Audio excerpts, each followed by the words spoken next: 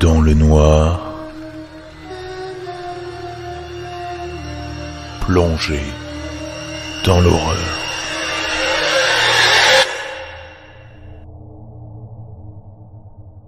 J'ai perdu mon travail le 10 mars 2020.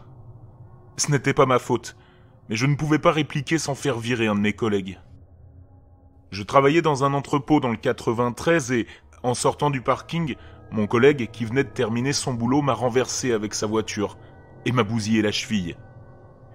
Comme c'était sur la propriété de l'entreprise, le signalé aurait provoqué une enquête. Et même s'il gardait son emploi, il aurait été suspendu pendant des mois, le temps de l'enquête. Comme j'étais célibataire et qu'il avait 3 enfants, j'ai pas fait d'histoire. J'ai dit que j'allais bien et je suis rentré chez moi, en boitillant, avec ce que je pensais être une simple entorse. Mon gentil chat, Charlie, s'est pelotonné pour dormir dessus. Et la chaleur m'a fait du bien. Le lendemain, j'ai constaté que ça avait empiré. Sans assurance maladie, il n'était pas question d'aller aux urgences. Alors, j'ai enveloppé ma jambe dans du ruban adhésif et j'ai boité jusqu'au train. Je n'avais pas encore fait 2 heures de travail que le chef de service m'a pris à part pour me dire que je n'atteignais pas mes objectifs. Dès qu'il a vu que je boitais et que je me déplaçais lentement dans l'entrepôt, il m'a dit que j'étais viré. Je détestais ce travail, mais il payait à peine mes factures, et je ne savais pas quoi faire d'autre. J'avais déménagé à Paris pour apprendre l'histoire de l'art, et j'étais très endetté par les prêts étudiants. Je pensais travailler dans un musée, la ville en est pleine, mais il s'avère qu'il faut un master et une décennie d'expérience pour obtenir un entretien. Je me suis dit que je trouverais bien quelque chose. Charlie et moi, on s'est toujours bien débrouillés. Lui plus que moi d'ailleurs.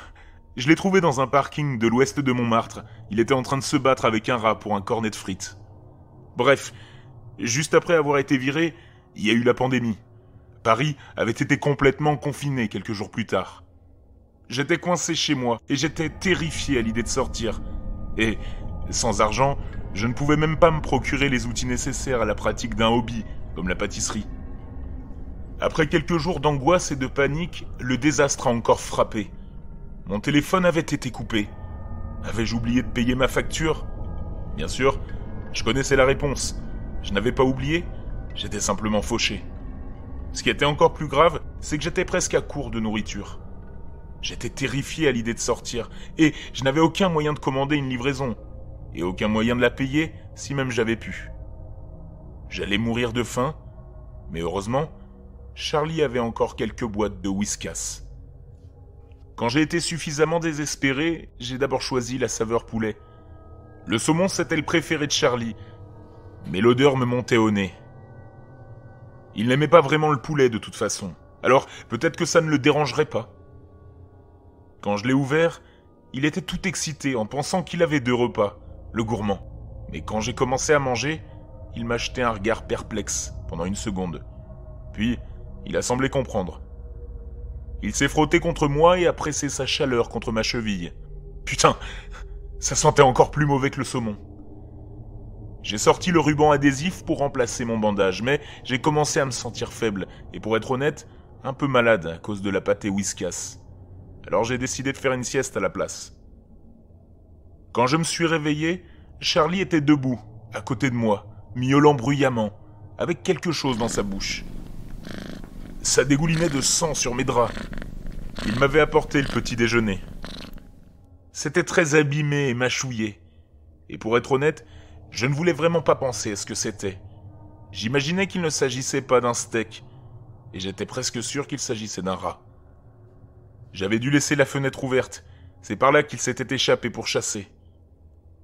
Normalement, j'aurais été dégoûté, mais là, j'étais affamé. Je l'ai fait cuire dans une poêle. Mais ça a commencé à fumer et à sentir mauvais. Après avoir ouvert toutes les fenêtres, j'ai réalisé que j'avais laissé la cuisinière allumée et que mon triste repas avait brûlé jusqu'à devenir un peu croustillant. J'ai goûté un bout, mais c'était pire que la pâtée. Le lendemain, il a recommencé. Je me sentais alors beaucoup plus mal. Je ne pouvais pas sortir du lit ni m'asseoir correctement. Et je ne savais pas comment le cuisiner sans quitter mon lit. J'entendais jouer du violon dans l'appartement d'à côté. Je me demandais si, elle aussi, mangeait des rats morts. Sans téléphone ni internet, je pensais que tout le monde en mangeait. Qui sait, la société s'était peut-être complètement effondrée. J'ai observé Charlie pendant qu'il mâchait les organes du pauvre rat. Et j'ai fait de même avec la viande qu'il m'a donnée, le copiant comme un enfant. Je me sentais si malade, mais j'avais encore de l'appétit, comme si je venais de courir un marathon. Je ne me souviens pas combien de temps cela a duré. Les jours ont commencé à se confondre et j'étais à la limite du délire, avec une fièvre terrible. Je me sentais plus animal, comme transpirant abondamment la nuit et me réveillant pour ronger des boyaux de rongeurs. Mais Charlie adorait ça. Il prenait plaisir à me surveiller et il était heureux de passer toute la journée au lit. Je ne sais pas à quel moment la viande a commencé à changer, mais à un moment donné, les os sont devenus un peu plus épais. Ce n'était toujours pas un os de poulet, mais ça ne ressemblait plus à quelque chose qui pouvait provenir d'un rat. La viande aussi avait une odeur étrange.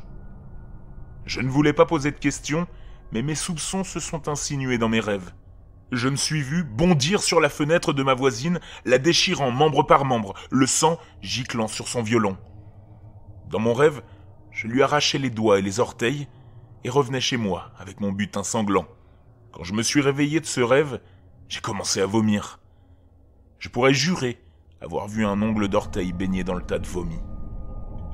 Il n'y avait plus d'os après ça, juste des morceaux de viande déchiquetés avec des lambeaux de peau qui pendaient. J'étais à l'agonie et je passais d'une hallucination à l'autre. Mais je pouvais toujours manger. Il n'y en avait jamais assez. Le goût était si familier et mon corps en était avide. Quand la fièvre est enfin tombée, j'ai su que quelque chose n'allait pas du tout.